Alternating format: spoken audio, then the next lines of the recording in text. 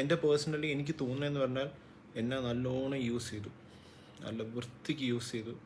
എന്നെ കൊണ്ട് എത്ര എന്ന് പറഞ്ഞാൽ ഞാൻ ആ പെണ്ണിനെ അങ്ങനെ വിശ്വസിച്ചു. എന്നെ കൊണ്ട് ചെയ്യാൻ പറ്റുന്ന രീതിയിലെല്ലാം ഞാൻ ചെയ്തു, എല്ലാം ഞാൻ ചെയ്തു. എന്നെ കൊണ്ട് പറ്റി ഇപ്പോൾ ഷോ പോകുന്ന മുമ്പേ ഉള്ള കാര്യങ്ങളൊക്കെ എത്രയോ എന്നെ കൊണ്ട് ചെയ്യാൻ പറ്റുന്നതോ അതൊക്കെ ഞാൻ ചെയ്തു കൊടുത്തു. ആ സമയത്ത് എനിക്ക് തോന്നുന്നു എനിക്കിപ്പോൾ തോന്നുന്ന ഇവളുടെ ആ പെരുമാറ്റം, സംസാരം, രീതി എല്ലാം കണ്ടപ്പോൾ എനിക്ക് തോന്നുന്നു 7 മാസം വെറുതെ നാടകം ആയിരുന്നു എന്നുള്ളതാണ്. ഇതിപ്പോൾ എനിക്കല്ല, എല്ലാവർക്കും തോന്നുന്ന സംഭവം തന്നെയാണ്. വലിയൊരു നാടകമായിരുന്നു. പ്രേമമോ ഒന്നുമില്ല, വെറുതെ ഒരു പ്രേമ നാടകം എൻ്റെ അടുത്ത് കാണിച്ചു, തീർന്നു. നൈസിനെ തേച്ചു, അത്രയേ ഉള്ളൂ. ഇതിനുള്ള എക്സ്പ്ലനേഷൻ എന്ത് വന്ന് പുറത്ത് വരും. ചിലപ്പോൾ പുറത്തു നിന്ന് ഇതൊക്കെ ഗെയിമായിരുന്നു, ഞാൻ എന്തിനാ അവിടെ ആ പ്ലാറ്റ്ഫോമിൽ പറയണ്ടേന്നൊക്കെ പറഞ്ഞിട്ട് കാര്യമില്ല. എല്ലാം നശിപ്പിച്ചിട്ട് വന്ന് ന്യായീകരണം തന്നിട്ടോ ഒരു കാര്യമില്ല. ഇനി കുറച്ചും കൂടി കാര്യങ്ങൾ നിങ്ങൾക്ക് കാണിച്ചു തരാനുണ്ട്. ഞാൻ കാണിക്കാൻ ഉദ്ദേശിച്ചെന്ന് പറഞ്ഞാൽ, ജാസ്മിൻ മുന്നേക്ക് ആക്ച്വലി നമ്മുടെ ഈ ഉറപ്പിക്കലൊക്കെ പോയപ്പം അതിന് ശേഷം മുന്നേക്ക് മെസ്സേജ് അയച്ചിട്ടുണ്ടായിരുന്നു. മുന്നേ നിങ്ങൾക്ക് അറിയാമല്ലോ, എക്സ് ബോയ് ഫ്രണ്ട് ആയതുകൊണ്ട് മുന്നേക്ക് ഈ വീഡിയോയും ഇങ്ങനെ കാര്യം പറഞ്ഞിട്ടിട്ടുണ്ടായിരുന്നു. അത് ഇതായിരുന്നു അയച്ചത്. എൻ്റെ ഉറപ്പിക്കൽ കഴിഞ്ഞു, അൽഹംദുലില്ലാഹ് എല്ലാം നന്നായി നടന്നു, ഞാൻ ഓരോ ചടങ്ങെന്നൊക്കെ പറഞ്ഞ് അയച്ചിട്ട് മുന്നേ ഇങ്ങനെ തംസപ്പൊക്കെ കൊടുത്തു വെച്ചിരുന്നു. ഇതൊക്കെ മുന്നേ ഓൾറെഡി ഇരിക്കുന്ന സംഭവങ്ങളാണ്. മുന്നേ അന്ന് സ്റ്റോറിയിലും പറഞ്ഞിട്ട് എന്തോ സ്റ്റോറി ഇട്ട് പറഞ്ഞു, ഞാൻ നിങ്ങൾ എന്തിനാണ് അഫ്സലിനെ ഇങ്ങനെ ചീത്ത വിളിക്കുന്നത്, ഞാൻ എല്ലാം കണ്ടിട്ടുണ്ട്, അങ്ങനെയാണ് എന്നൊക്കെ പറഞ്ഞ് മുന്നേ ഇട്ടിട്ടുണ്ടായിരുന്നു. ഇതല്ലാതെ ഇപ്പം എല്ലാവരും ചോദിക്കുന്നുണ്ട് എന്തുകൊണ്ടാണ് പുറത്ത് വിടാത്ത എന്തിനാ ഇത്. എനിക്ക് ഈ ഒരു വിഷയത്തിൽ ഇനി തലയിടാൻ വയ്യാത്തതുകൊണ്ടാണ്. ഇനിയിപ്പം കുറേ കാര്യങ്ങൾ നിങ്ങൾക്ക് ഇപ്പം ഇവിടെ ഷോ പോകുന്ന മുമ്പേ നിങ്ങൾ 1.5 വർഷം ഇപ്പോൾ ഈ കള്ളം വിളിച്ച് പറഞ്ഞല്ലോ, 1.5 വർഷമായിട്ടുള്ള ഫ്രണ്ട് അവൾ ഷോ പോകുന്ന 2 ദിവസവും പോകുമ്പോൾ അവളുടെ എല്ലാ കാര്യങ്ങളെല്ലാം അവളുടെ വീട്ടിൽ പോയിരുന്ന് അവളുടെ പാക്കിങ് മുഴുവൻ ചെയ്ത് കൊടുക്കേണ്ട ആവശ്യമുണ്ടോ? ഇനിയിപ്പോൾ അതും നിങ്ങൾക്ക് ഡൗട്ട് ഉണ്ടെങ്കിൽ കാണിച്ചു തരാം.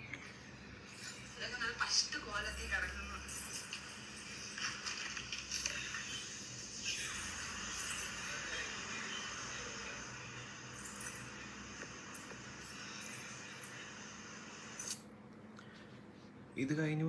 ഇപ്പം നിങ്ങൾ അവളുടെ ബ്ലോഗിൽ അല്ലെങ്കിൽ പോകുന്ന മുമ്പേ യൂട്യൂബിൽ പോസ്റ്റ് ചെയ്ത വീഡിയോ, ഈ ചെന്നൈ പോയി അവസാനം ഈ കൈ കാണുന്നത് തന്നെയാണ്.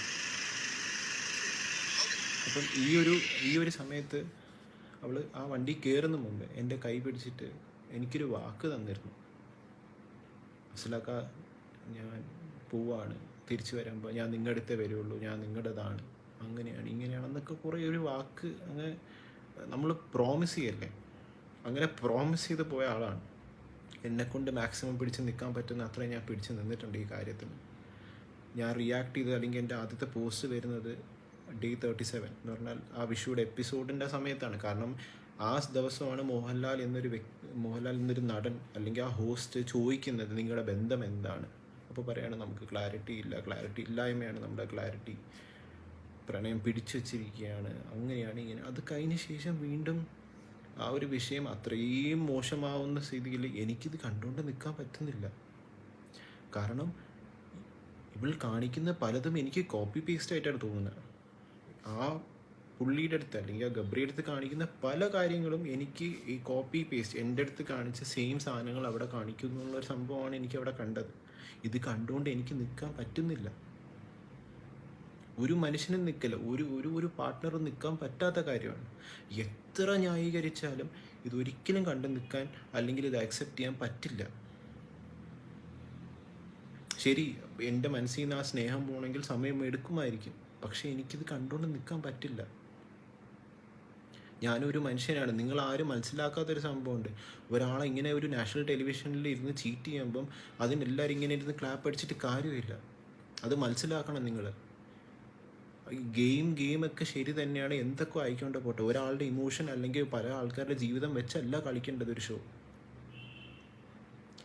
എന്നെക്കൊണ്ട് മാക്സിമം ഞാൻ പിടിച്ചു നിന്നിട്ടുണ്ട്. എന്നെക്കൊണ്ട് മാക്സിമം നല്ല രീതിയിൽ ഇതിനെങ്ങനെ റിയാക്ട് ചെയ്യാൻ പറ്റും ഞാൻ അങ്ങനെ ചെയ്തിട്ടുണ്ട്. ഇതിൻ്റെ മേളിൽ എനിക്കറിയില്ല ഇതെങ്ങനെ കൊണ്ടുപോകണമെന്ന് എനിക്കറിയില്ല. എന്നെക്കൊണ്ട് എൻ്റെ പരമാവധി ഒരു പ്രശ്നം വരാതെ അല്ലെങ്കിൽ എനിക്കറിയേണ്ടത് ഇതിപ്പം നിങ്ങൾക്കൊക്കെ ഭയങ്കര തമാശയായിട്ടോ അല്ലെങ്കിൽ ഇത് കാരണം ഇത് ഫീലിങ്സോ അല്ലെങ്കിൽ ആൾക്കാരുടെ ഇമോഷൻ വെച്ച് കളിക്കുന്ന വലിയ ഭയങ്കര സംഭവമായിട്ട് നിങ്ങൾ വിചാരിക്കരുത്. വളരെ വലിയ തെറ്റാണ് കാണിച്ചിട്ട് കൂട്ടിയിട്ടുള്ളത്. എനിക്കത് ഒരിക്കലും നിങ്ങൾക്ക് എങ്ങനെ ന്യായീകരിക്കാൻ പറ്റുമെന്ന് എനിക്ക് മനസ്സിലാവില്ല. കുറേ ആൾക്കാർ ന്യായീകരിക്കുന്നുണ്ട് ഈ കാര്യത്തിൽ. എന്ത് പറഞ്ഞ് ന്യായീകരിക്കുന്നു? എന്തിന് ഞാൻ അതാ ചോദിച്ചത്, എന്തിനാണ് നിങ്ങൾ ഇതൊക്കെ ഞാൻ പുറത്ത് വിടണോ? എന്തിനാ പുറത്ത് വിടണ്ടേ? ആൾക്കാർക്ക് ആഘോഷിക്കാനോ? എനിക്കെൻ്റെ ആവശ്യമില്ല. എനിക്ക് അവളുടെ അടുത്ത് കുറ്റബോധമോ റിവെഞ്ചോ അല്ലെങ്കിൽ എൻ്റെ അടുത്ത് ഇങ്ങനെ ചെയ്താൽ ഞാൻ അതിനുള്ള അനുഭവിച്ച് കഴിഞ്ഞു. എനിക്ക് ആവശ്യം ഞാൻ ഈ 79 ദിവസമാണെങ്കിൽ 79 ദിവസം ഞാൻ അനുഭവിച്ച് കഴിഞ്ഞു. എനിക്കിനി അനുഭവിക്കാൻ വയ്യ. ഞാൻ അത്രയും ഇമോഷണലായിട്ട് ഇപ്പം ഞാൻ നിങ്ങളുടെ അടുത്ത് പറയുന്നത് എനിക്ക് ഇത്രയേ ഉള്ളൂ. എനിക്ക് ഈ കാര്യത്തിൽ നിന്ന് എനിക്ക് വയ്യ. ഇതിൽ നിന്ന് സത്യം പറഞ്ഞാൽ എന്നെ ഒഴിവാക്കി തരണം എന്ന് മാത്രമേ എനിക്ക് പറയാനുള്ളൂ. അഫ്സൽ ജാസ്മിൻ എന്നൊരു വിഷയം ഇനി എടുക്കരുത്. ഈ പ്രൂഫും ഇതെല്ലാം ക്ലാരിഫിക്കേഷനോടെ ഇവിടെ തീരണം. നിങ്ങൾക്ക് ചോദിക്കാനുള്ളത് അവളുടെ അടുത്ത് ചോദിച്ചോളൂ, ഒരു പ്രശ്നമില്ല. പക്ഷെ എന്നെ ഇവളുടെ ആർമി ആയാലും ശരി, എന്ത് ശരിയായാലും ശരി, നിങ്ങൾക്ക് എന്നെ വലിച്ചിടേണ്ട ആവശ്യമില്ല ഇവിടെ. എനിക്ക് ക്ലാരിഫൈ ചെയ്യാനുള്ളത് ഞാൻ ക്ലാരിഫൈ ചെയ്ത് കഴിഞ്ഞു. എന്നെ ദയവ് ചെയ്ത് ഇതിൽ നിന്ന് എന്നെ ഇനിയെങ്കിലും വെറുതെ വിടുക.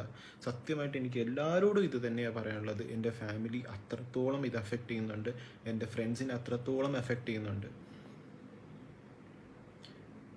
നിങ്ങൾക്ക് പ്രൂഫ് വേണോ എന്ത് വേണോ എല്ലാം എൻ്റെ കയ്യിലുണ്ട്.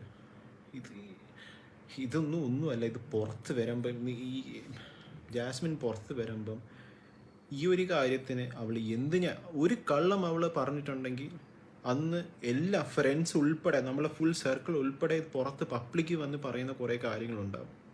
അന്ന് നിങ്ങൾക്ക് എല്ലാവർക്കും മനസ്സിലാവുള്ളൂ എന്താ സംഭവം. ഇത് ഞാൻ വളരെ എല്ലാം ഒന്ന് തുറന്ന് പറഞ്ഞിട്ടില്ല.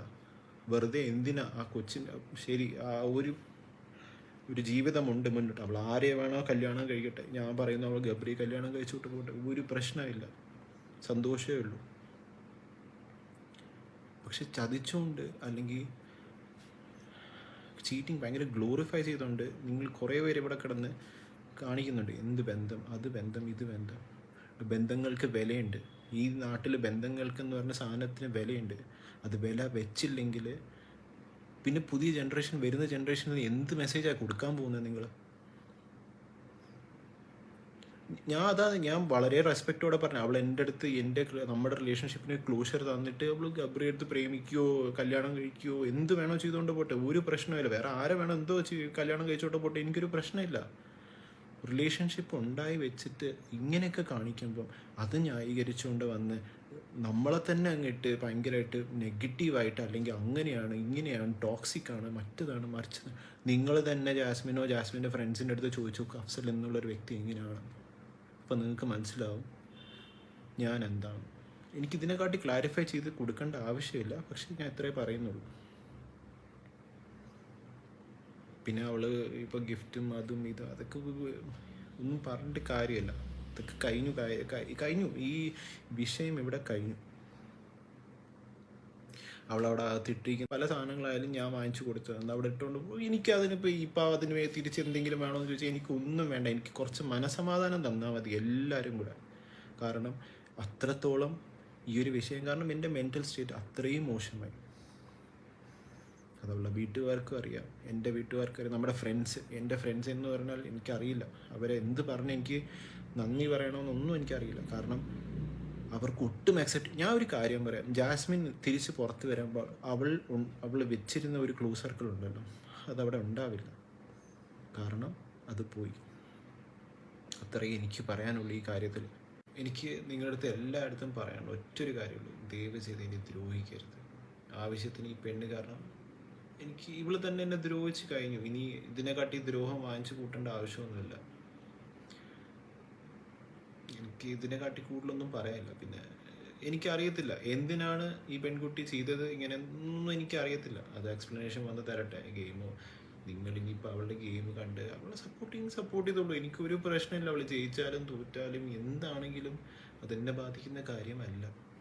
പക്ഷെ എന്നോട് ചെയ്തതിന് ഒരിക്കലും എനിക്ക് മാപ്പ് എന്നുള്ളൊരു സാധനം കൊടുക്കാൻ പറ്റില്ല. എനിക്കല്ല, ഒരാൾക്ക് പോലും, എൻ്റെ ഒരു പാർട്ട്ണറിന് പോലും കൊടുക്കാൻ പറ്റില്ല. എത്ര ന്യായീകരിച്ചാലും ശരി, ഇത്രയും കള്ളങ്ങൾ പറഞ്ഞ്, അല്ലെങ്കിൽ ഞാൻ എങ്ങനെ ട്രസ്റ്റ് ചെയ്യും?